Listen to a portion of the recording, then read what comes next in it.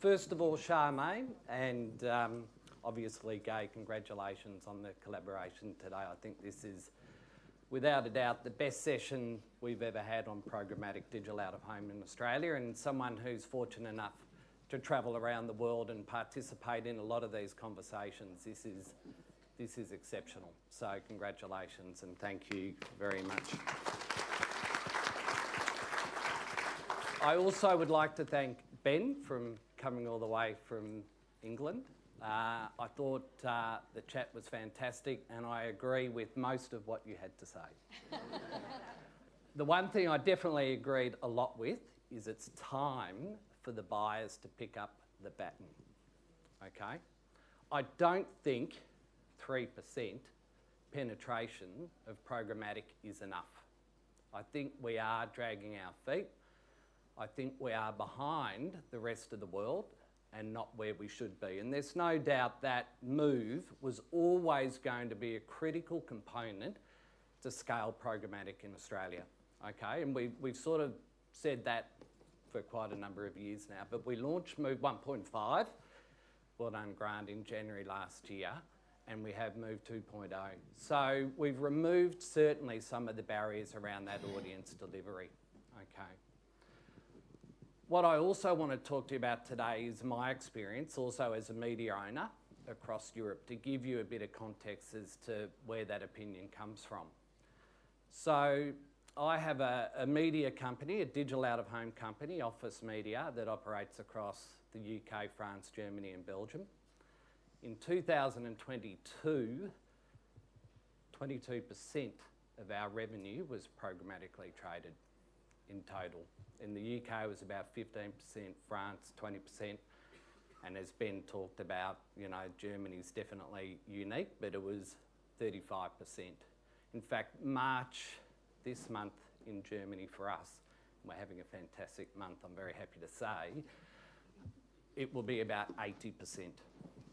Okay, so that's the opportunity, and that's why we can fill up a room with 300 people when we're talking about 2% of the current industry, because it's about the opportunity. For me, it's about the omni-channel opportunity. It's about growing the sector, and it's about getting some of those digital dollars. So what I want to do with this panel today is get a sense from the supply side, and this amazing panel represents probably 85 or 90% of the impressions available for you to buy. So we're going to get a very strong insight as to where they are connected, what formats across the different companies. And knowing not all of you are out-of-home experts, what we'll start with is if I can get each of you to just let us know how connected you are at the moment insofar as your panels and with what formats, because I know some of you, of course, operate multiple formats. So I'll start with you, Brad, if I can. Yep. So JCDecaux, we have 99% of our assets available programmatically. There's a couple with very strange pixel variations or some technology that we need to upgrade in order to trade it programmatically. But pretty much 100% of our inventory is available programmatically at all times, with 5% dedicated to programmatic. In total, the panels are about 1,200 across small format, large format, rail, and also Sydney Airport. What does 5% mean? 5% share of time? Right. Yep. So 5%. So if I'm buying programmatically, I can't buy 10% share of time on any billboard? No, it'll 5% is the maximum I can currently buy? Correct, yep. Okay, that's interesting. Laura, how are you? Hello. Good to see you. There we go. Hello, everybody. Laura. So, Laura, QMS is 100% digital. We are 98% digital. You've stolen my introduction. Okay. Thank you, Charles. Great. Laura, QMS Media. We are a leading digital out-of-home company in Australia with, being 98% digital. That lends ourselves very well to the programmatic space. Currently, we have about 70% of our inventory which is available to trade programmatically. That includes everything from our large format inventory to our City of Sydney, our Gold Coast street furniture, airports, and also our convenience network. So pretty much any piece of inventory connected with a 10% share of time allocation across all of that inventory. And what's the 30% that's not connected? That includes some of our, I guess, larger format and some of our City of Sydney inventory, which we will start to incrementally add. Hopefully by the end of this year, my goal is to have pretty much all of our digital inventory available programmatically. Great, thank you. Sabirish Hey. from Val Morgan Outdoor. Hi, guys. Again, 100%. Absolutely. We are a 100% digital network, and thereby, programmatic is a natural extension. Thank you, some fans. That's good. It's my clap. Andrew. Our endeavor is when we connect a screen and install a screen and go live, we want to allow our partners to be able to trade programmatically immediately. So that's been our goal, and that's exactly what we're doing. So 100% of our inventory is connected to programmatic. Emma. So we're a little bit different. We are the largest out-of-home vendor in Australia. We have 37,000 assets, so we do not have all of our inventory available programmatically. We do have about 20% of our inventory that is available. Is that 20% of your digital or of your total assets? It's 20% of our digital assets. Okay. Yeah. And is that in any particular vertical, or is it across all of your verticals? It's across all of our verticals. And I'll preface it with there's probably a perception in the market that we don't have enough supply available. However, we certainly have more supply than we have demand. So we have inventory available across all of our portfolio, including retail, and we are going to be putting some more inventory into retail portraits, which we know that there's a big demand for that. But again, we've got 7,500 panels, so it's a big technical piece of work for us. The only environment that is missing at the moment is airports, but we do have a plan to roll that out this year. So we talk about connectivity. So ECN, my business in Europe, we transacted via, I think it was 5 SSPs and about 25 DSPs last year. And we essentially have done that because we think the more places we can be, the greater the opportunity we present for the business. So starting again with you, Brad, what when we talk about those connected sites, what do the pipes look like? Pipes is pretty straightforward for us. We are a single SSP. We have our exclusive arrangement for JCDecaux is with View, but they're connected to, I think we're at probably 11 or 12 DSPs in this market, and I think it's about to grow to about 13. But I would say there's probably about 4 of those DSPs that probably represent about 95% of the total programmatic revenue. So if you wanted to access the inventory via View, we're definitely sort of well connected in that. So you don't feel disadvantaged just being connected with View? No. What a surprise. Do you have to say that? Laura, what's happening at QMS? So with QMS, we have 3 partners. So we're connected with Hivestack, Vista and Broadside. And very much to Brad's point before, any DSP that is connected with our supply partners can access that inventory. What we have seen to date is a large number of the campaigns that we are getting from our DSPs are coming from, the Hivestacks and the Vistas. But I think now, we're seeing more of Yahoo. Andrew, you can clap me later. More of the Yahoos and the trade desks starting to play in this space. So I think come this time next year, may be a very different story. Okay. Yeah. Sabirish? See, from our point of view, we are very agnostic, both on supply side and on demand side. So from a supply point of view, we're connected to all 3 major SSPs, and we're looking and testing and evaluating every single SSP who's coming into the market. From a demand point of view, like Brad mentioned, I think all of the major DSPs and demand partners have been running campaigns, probably about 11 or 12 of them last year. And like he said, it's about 90% of it comes from the top 4, and a couple of them pure play out-of-home DSPs. We are seeing increasingly substantial growth in omnichannel campaigns coming through some of the partners like Trade Desk and Yahoo and DV and so on and so forth. So yeah, we are very agnostic of the partners that we work across both supply and demand. Great. Similar story for us to Laura. We are currently partnered with Broadsign and with Vista as our SSP partners. The majority of the demand that we see is coming from our out-of-home DSPs, predominantly Vista. So good job, Vista. But we are seeing more of the omni-channel buys coming through from Yahoo, from the Trade Desk, and we have yet to have a DV360 campaign, so I'm sure that will come. So what I'm hearing is there's more than enough impressions and there's more than enough connectivity, so you're doing your job. Yes, we are. Good to note. So let's get a sense then. So we talk about 3 to 4% penetration. Can I get a quick sense as to, say, what 2022 look like in terms of volume, or as much as you're able to share with us? I think that would be really interesting. Yep. So as mentioned before, we dedicate 5% supply. We wrote about 5.4% of our digital number was programmatic last year, which is obviously sort of above the current average for the Australian market. So quite comfortable with that sort of position. But it is different by format. So we probably find that large format is probably underperforming. It's at about probably 2.5%. Some months on small format we can write 8 to 9% of the number, and some of our contracts we're actually writing close to 20% on some of those contracts of the actual digital revenue number from a programmatic standpoint. So the market is particularly comfortable with small format, and large format needs a bit of work when it comes to sort of proving its ability in that sort of the way of trading digital billboards, which, as we all know, they are the hottest property when it comes to traditional buying at the moment. So we've got a bit of a project that we're working on to prove the effectiveness of large format when bought in a programmatic way. So yeah, that's probably summary from us. Great. Laura?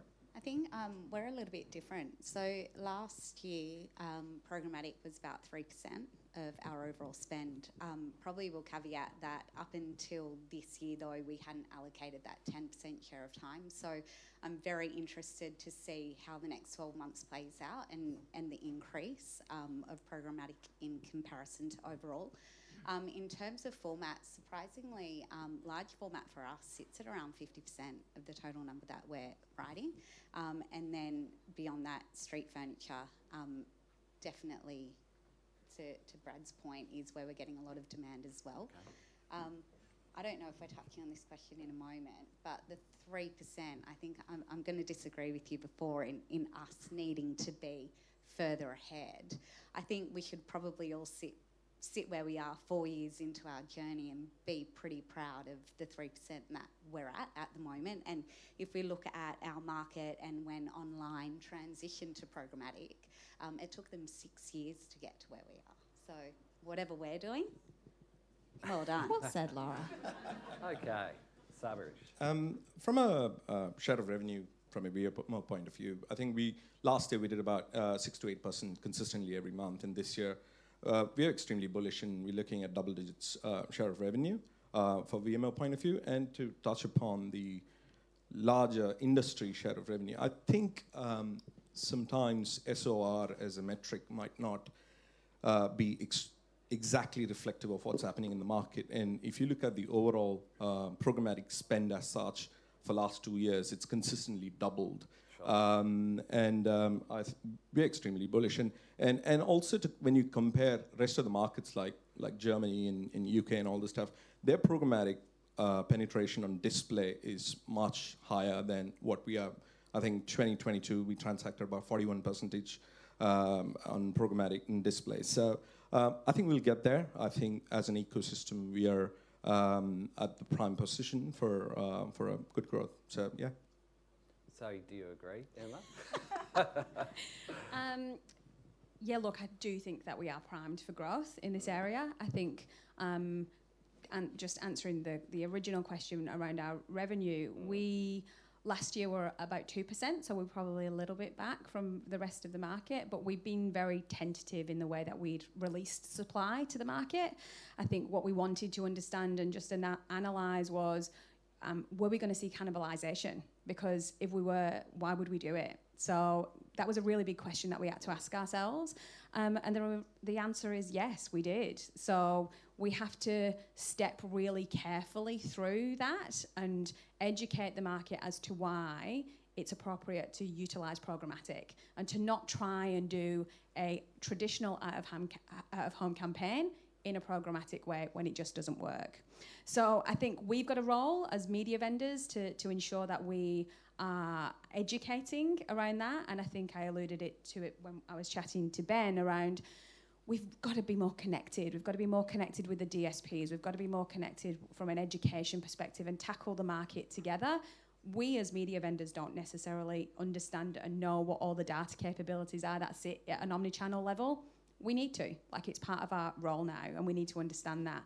And I encourage everybody in this room to do that as well. I think all the DSPs need to understand what our inventory is and what role it plays in the marketplace, and treat it respectfully. So I think, we talk about the opportunity that programmatic is, and, from where we sit, it's about incremental revenue. It's about tapping into those digital budgets.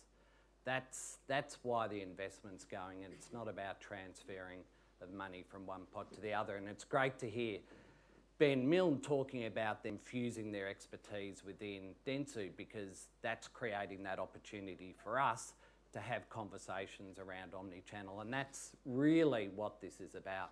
And it's not our responsibility on our own to facilitate that. It's also going to take action from the other people in this room, as we said, picking up that baton.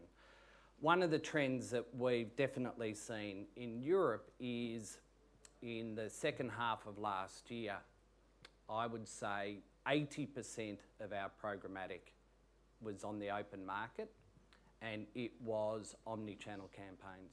So 80% of this, 22% that we experienced last year and even higher this year is definitely incremental revenue. And I'm not talking about local brands where you can shave your head, Ben. I'm talking about the likes of Porsche, Lufthansa, Amazon.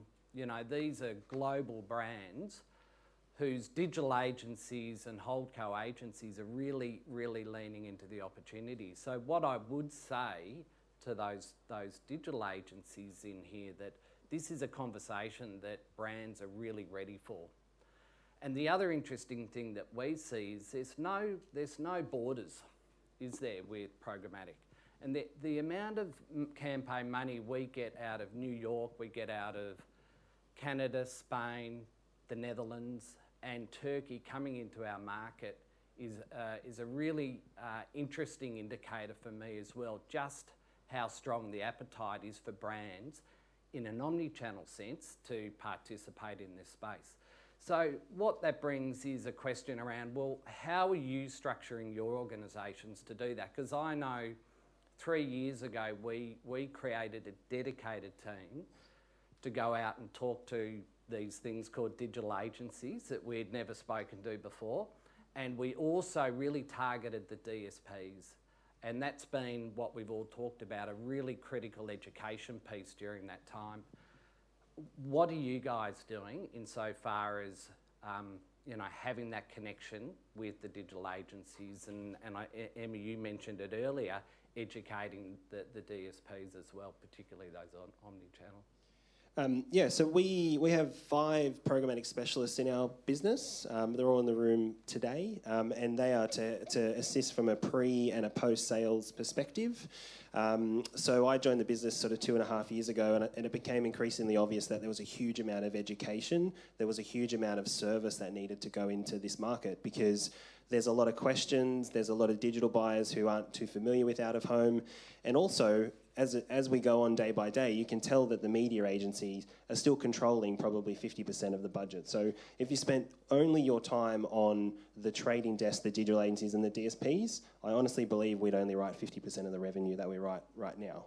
So what you also need is this team to actually support the sales team. So they go out to market, they're a support function of the sales team, and they talk the programmatic lingo and the digital language with in those media agencies to assist the salespeople as we softly integrate our sales team sort of moving forward. So, you know, in the same way that we have a specialist airports team, we've got a specialist programmatic team at JC&Co.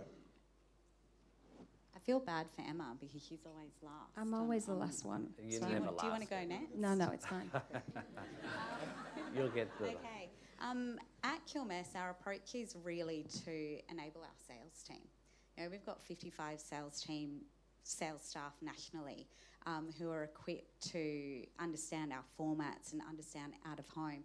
I think to Brad's point, it's imperative that we take those digital teams in agencies, so Matterkinds and Sightlines, on a journey. They need education in channel, and that's what our sales team are good at. Then we will have a couple of those programmatic specialists which will go out to market and with them into agencies. But, you know, the future of our industry is automation, and we want to make sure that when we're hiring at QMS, we're hiring people who can have a hybrid conversation. So that's kind of where we're moving. And what about digital agencies? Have you specifically targeted those, or are you sticking to the holdcos? If I can be honest, in terms of where we are at the moment, our strategy is like holdcos still need a lot of education. We have our independent teams who focus on digital agencies as well, where we see, I guess, those clients who are interested, we go out united to them. But I think for us, a lot of the spend we're seeing is coming through mainly the holdcos, and then, you know, indies, I guess, like None or Atomic. So. We are a bit different in this case. We made this transition of one single team, especially from the agency side, not just as an operational realignment, but we were just trying to see what is the best solution that we could give when a brief lands on our table, and with one single touch point. So from an agency side, it's just one team looking at the brief based on the merits of you know, how it should be activated. From a DSP side, programmatic team takes a lot of heavy lifting in terms of conversations, deals, and so on and so forth. From an overall programmatic point of view, programmatic team are heavily invested on tech ops, campaign ops, which is the execution of campaigns. However it comes through agency, it comes to digital, and so on and so forth. And also, we do a lot of heavy lifting in terms of new products and so on and so forth. So that's how we are structured. And it's been, for us, since the transition, it's kind of worked well as well. Emma, last but not least. Always baby in the corner. Look, as I said before, we're the biggest, so we've got probably the most people. So how many times are you going to say that today? We're the biggest. We're the biggest, everyone. We're the largest. No, but in serious, we're structured pretty similar to QMS, I guess. I think it's probably a little bit of a hybrid of both. So we do have some programmatic specialism, but I think, you know, we're at a really interesting point in the industry. Move 2.0 is absolutely going to be a catalyst for change, and the people that we are going to sell to has just doubled. So we really have to start to think about our sales team and the capabilities and the conversations that they're going to be having in market. And I think it's really important that we do empower our people to be able to have those conversations across all different ways of transacting out of home, whether or not it's traditional, whether or not it's direct IO, whether or not it's automated, whether or not it's programmatic. I think that's really important, and I think that's the future of out of home, and we're probably in a little bit of a pain point right now as we make our way towards that transition. But I think from our perspective, if we silo off a team and just have a programmatic conversation, we'll stay at 3%. And I agree with that, and I think it was your discussion with Ben. Out of home is out of home, no matter how you trade it. So, you know, that's all I'm going to say.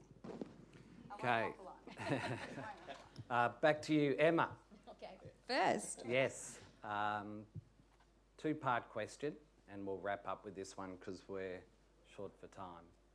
So fast forward 3 years. of course, the big question, what percentage of your inventory will be transacted programmatically?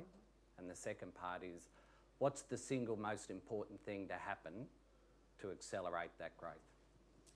That's two really interesting questions. I think, will we, which really you're asking me, will we ever trade all of our inventory programmatically? We will meet the market. So if the customer is asking us to do it a particular way, then we'll do it a particular way. What we're seeing at the moment is that we've got the supply, but we haven't got the demand. So there's technical requirements for us as a media vendor that has to... We want a number. Yeah.